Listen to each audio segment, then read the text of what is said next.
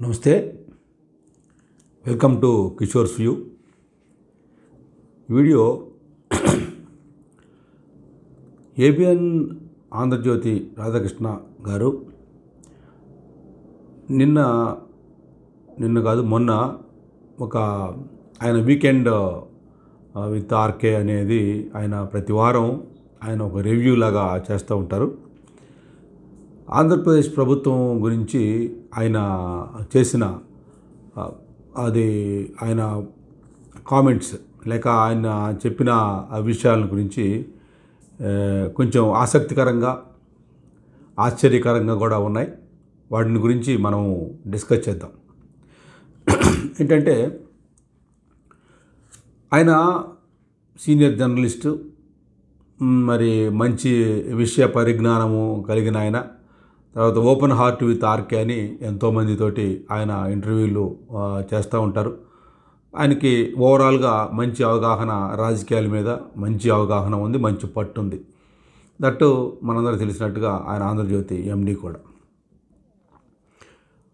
వారు మాట్లాడేటప్పుడు వారు చెప్పిన విషయాలు ఏంటంటే, చంద్రబాబు నాయుడు గారు ముఖ్యంగా లోకేష్ గారు గురించి ఆయనకి పెద్ద పీట వేయాలనే ఆలోచన ఆయనది.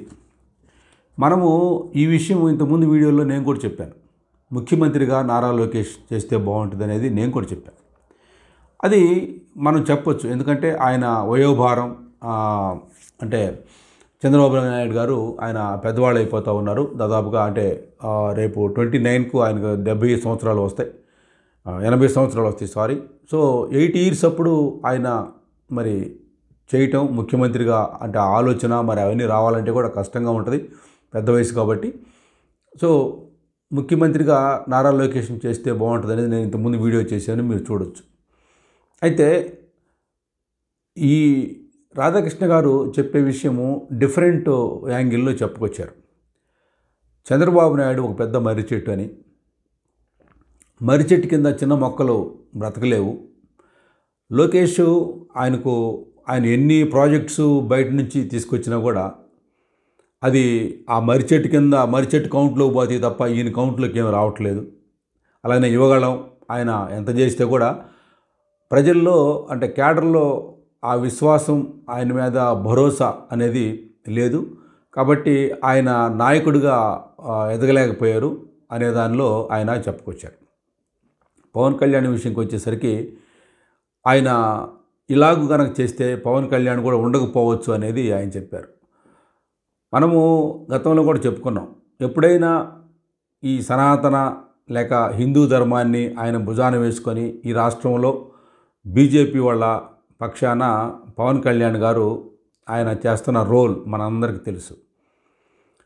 ఈ పార్టీలో ఆయన ఎప్పుడైనా కష్టమే, ఇవ్వటం కష్టమే అనేది. ఎందుకంటే బీజేపీకి ప్రత్యామ్నాయం తెలుగుదేశంగా బీజేపీ వాళ్ళు చూస్తూ ఉన్నారు, అంతేగాని జగన్మోహన్ రెడ్డి కాదు. సో తెలుగుదేశంకి ఆల్టర్నేటివ్ బీజేపీ చూస్తున్నారు. అదే రాధాకృష్ణ గారు కూడా ఆయన మాటల్లో ఆయన కూడా చెప్పారు.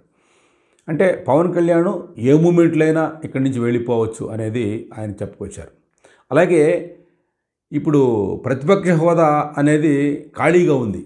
బహుశా అది మరి పవన్ కళ్యాణ్ గారికి ఆ హోదా ఉందేమో, అందుకే ఆ ప్రతిపక్ష హోదా జగన్మోహన్ రెడ్డికి ఇవ్వకుండా పవన్ కళ్యాణ్కి ఇవ్వడానికి కోసం దాన్ని అలాగే పెట్టారేమో తెలియదు.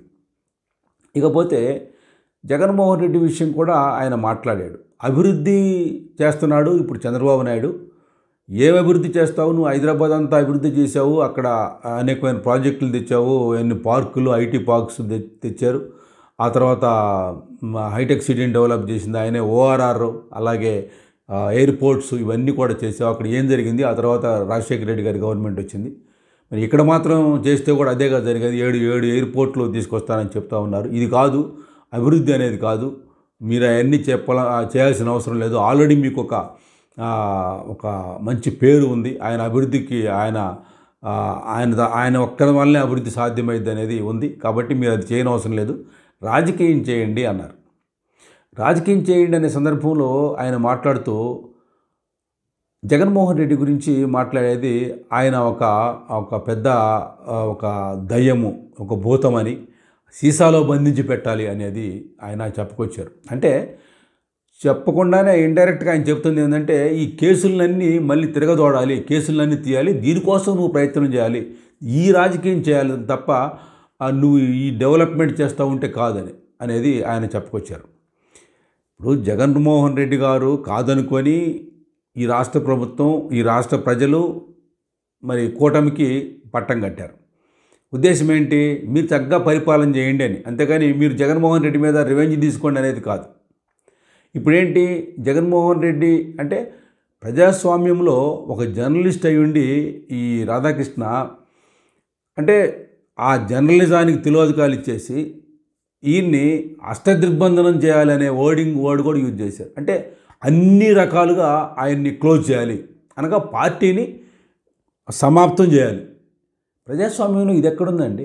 పార్టీని అసలు క్లోజ్ చేస్తే అంటే అప్పుడు తెలుగుదేశం ఒక్కటే రాణించగలదా? బీజేపీ వాళ్ళు ఒప్పుకుంటారా? మీరే అన్నారు మళ్ళీ వాళ్ళు పోతే కాంగ్రెస్ వాళ్ళు వస్తారని. మరి అప్పుడు నారా లోకేష్ ముఖ్యమంత్రి అవుతాడా? అంటే ఒకదానికోదానికి పొంతన లేకుండా చెప్పటం. ఒకటే, జగన్మోహన్ రెడ్డిని ఆయన్ని సర్వనాశనం చేయాలి, ఆయన పార్టీని లేకుండా చేయాలి. ఏమండి రాధాకృష్ణ గారు, ఇప్పుడు 40% ఓటింగ్ ఉంది ఆయనకి. మనము న్యూట్రల్గానే మాట్లాడుకుందాం. మరి 40% ఓటింగ్ ఉన్న ఆయన్ని సర్వనాశనం చేయాలా, లేకపోతే సీసాలో పెట్టి ఆయన్ని బంధించాలా, లేక జైల్లో వేయించాలంటే మరి వీళ్ళంతా ఎక్కడికి పోతారు? ఈ కేడర్ అంతా ఎక్కడికి పోతారు? ఒకేసారి కాంగ్రెస్లో పోతారా? అది సాధ్యమేనా? ఎట్టి పరిస్థితుల్లో సాధ్యం కాదు. మీరు మీ ఇంటర్నల్గా మాట్లాడుకోవాల్సిన మాటలు మీరు ఓపెన్ అయిపోయారు. మీలో ఉన్న ఆ తెలుగుదేశం కార్యకర్త బయటకు వచ్చినట్టుగా అనిపిస్తూ ఉంది. ఇది మంచి పద్ధతి కాదు ఇట్లా మాట్లాడటం. పైగా అంత ఓపెన్గా మాట్లాడుతున్నారంటే ఏమన్నట్టు? అంటే జర్నలిస్ట్కి ఉండాల్సిన లక్షణాలు ఏంటి? ప్రజల క్షేమం, ప్రజల బాగోగులు, ప్రజలు ఏంటి అనేది, లేక కొత్త విషయాల్ని వెలికితీసి మీ ఈ విధంగా చేస్తే బాగుంటుందని చెప్పాల్సింది పోయి మీరు రివెంజ్ పాలిటిక్స్ చేయండి, ప్రతీకారం చేయండి తప్ప మీరు అభివృద్ధి చేయొద్దు, అసలు ఆ జోలికే పోవద్దు. మీరు రివ్యూలు, సమీక్షలు చేస్తున్నారు, ఆ సమీక్షలు చేసి మీటింగులు పెడతా ఉన్నారు, ప్రతి చోట డెవలప్మెంట్ కోసం ఆలోచన చేస్తున్నారు. ఆ తర్వాత వెండెట్ట పాలిటిక్స్ నేను చేయను అని చంద్రబాబు నాయుడు గారు ఒక పక్క ప్రతి స్టేజ్లో ఆయన చెప్తూ ఉంటే మీరేమో చేయమని ప్రోత్సాహం చేస్తున్నారు. ఏంటిది? అంటే ఎటుపోతున్నాం మనం? కాబట్టి రాధాకృష్ణ గారు మాట్లాడే దానిలో అసలు ఎక్కడ కూడా అది న్యాయబద్ధంగా ఏం కనిపించట్లా. రివెంజ్ తీసుకోమంటా ఉన్నారు, ప్రతీకార రాజకీయాలు. ఇది మంచిది కాదు. సో ప్రతీకారం చేయటం కాదు, డెవలప్ చేయాలి. డెవలప్ చేసే రాష్ట్రాన్ని ప్రజలను ఓట్లు అడగాలి. డెవలప్ చేసినప్పుడు డెఫినెట్గా లోకేష్ గారిని ఆయన ముఖ్యమంత్రి చేయనియండి, దాంట్లో తప్పే ఉంది. నేను ఇంతకుముందు వీడియోలో కూడా చెప్పాను, ఆయనకి వాళ్ళకి పవర్ ఇచ్చారు. ఆయన యువగళంతో ఆయన చాలా పాదయాత్ర చేశాడు. దాదాపుగా 2 సంవత్సరాల పాటు ఆయన పాదయాత్ర చేశాడు. ఆయన దానికి అర్హుడు. ఆయన ఉండటానికి ఆయన హాయిగా ఆ పని చేయొచ్చు, ముఖ్యమంత్రిగా చేయొచ్చు, ఆయన్ని తప్పే ఉంది దానిలో. అంతేగాని యువతలను తొక్కి ఆయన ముఖ్యమంత్రి చేయాల్సిన అవసరం ఇలా. ఇప్పుడు ఇంకా 4 సంవత్సరాలు ఉంది, 4 సంవత్సరాల దాదాపుగా ఒక 4 సంవత్సరాలు 5 నెలలు ఇంకా మీరు పరిపాలన చేయొచ్చు. చేయండి, తప్పకుండా ఆయన ముఖ్యమంత్రిని చేసేయండి. అది మీ ఇంటర్నల్గా మాట్లాడుకొని చేసేయచ్చు. ఇప్పుడు మిమ్మల్ని కూడా మేము తెలుగుదేశం పార్టీ అనాల్సి వస్తుంది, ఎందుకంటే మీరు మాట్లాడేది చాలా ఓపెన్గా చెప్పేస్తూ ఉన్నారు. కాబట్టి మీరు ఆయనతో మాట్లాడి ఆ పని చేయండి, అది బెటరు. అంతేగాని ఈ పార్టీని తొక్కిన తర్వాత ఇంకో మాట అన్నారు ఏంటంటే ఇతర పెట్టుబడులు అంటే మన ఫారిన్ కంట్రీస్ నుంచి పెట్టుబడులు రావు, పరిశ్రమలు రావు అని అంటున్నారు. జగన్మోహన్ రెడ్డి ఉంటే, జగన్మోహన్ రెడ్డి ఎక్కడున్నాడండి? జగన్మోహన్ రెడ్డి లేడు కదా ఇప్పుడు. మీరు ఇంకా 4 సంవత్సరాలు ఉంటారు కదా, ఆ పెట్టుబడులు తెప్పించుకోవచ్చు కదా. జగన్మోహన్ రెడ్డి గారిని పూర్తిగా తొక్కితేనే పెట్టుబడులు వస్తాయా? నేను ఇప్పుడు ముఖ్యమంత్రి కాదు కదా, ముఖ్యమంత్రి చంద్రబాబు నాయుడు గారు ఉన్నారు కదా, మరి ఎందుకంటారు ఇట్లా? ఇదేం అర్థం కావట్లేదు. రాధాకృష్ణ గారు ఒకటి, ఇప్పుడు మీరు చెప్పదలుచుకుంటే డైరెక్ట్గా వాళ్ళకి చెప్పండి, అంతేగాని ఇట్లా ఓపెన్ అయిపోయి ఇప్పుడు జర్నలిజం, ఇప్పుడు మీరు జర్నలిస్ట్గా ఉంటున్నారు, పత్రిక నడుపుతున్నారు, టీవీ ఛానల్ నడుపుతున్నారు, మరి మీరు ఇలాగ మాట్లాడితే ఎలాగండి? కాబట్టి మీరు ఇంటర్నల్గా మాట్లాడుకోండి, అది మంచిది. అంతేగాని ఒకరిని తొక్కి పైకి వద్దామంటే కొందరు తొక్కితే అణిగిపోవడానికి ఆయనేమి అట్లా ప్రజాబలం లేనివాడు కాదు. 40% ఓట్స్ ఆయనకి ఉన్నాయి. మీరు అనుకోవచ్చు సపోర్ట్ చేస్తున్నానని, బట్ న్యాయం అది. అట్లా తొక్కి పైకి రావటం ఏంటి? మీకు అధికారం ఇచ్చారు కదా, పరిపాలన చేయండి. లొకేషన్ పెట్టుకోండి, లేకపోతే పవన్ కళ్యాణ్ గారిని ముఖ్యమంత్రిగా పెట్టుకోండి. ఒక పక్కేమో ఆయన బయటకు పంపించాలని మీ ఉద్దేశం. పంపించలేరు, ఎందుకంటే అక్కడ కేంద్రంలో ప్రాబ్లం అవుతుంది, రకరకాల సమస్యలు ఉన్నాయి, అది అందరికీ తెలిసిన విషయాలే. అందుకని వారితో మంచిగా ఉండాలి. మళ్ళీ ఇక్కడేమో ఈయన తొక్కాలి అనేది మనం వరకు మాట్లాడుకోవటమే. కాబట్టి మీరు ఆలోచన చేసి మాట్లాడితే అది చాలా బాగుంటుంది రాధాకృష్ణ గారు. ఇది వేరే ఉద్దేశంతో చెప్పడం కాదు, మీ మీద ఉన్న మీరంటే గౌరవం ఉంది. మీ పత్రిక, జ్యోతి పత్రిక కానీ, ఛానల్ కానీ అవన్నీ బాగుంటాయి. మరి ఒకవైపు ఎందుకు? న్యాయం మాట్లాడదాం. ఎవరైనా తొక్కి మనం రాజకీయాల్లోకి రానవసరంలా, తొక్కి ముఖ్యమంత్రులు కానవసరంలా. ఆల్రెడీ ముఖ్యమంత్రి ఈ 4 ఏళ్ళు కానివ్వండి, ఆ తర్వాత చూద్దాం ఏం జరుగుద్దో. అందరికీ నమస్కారం.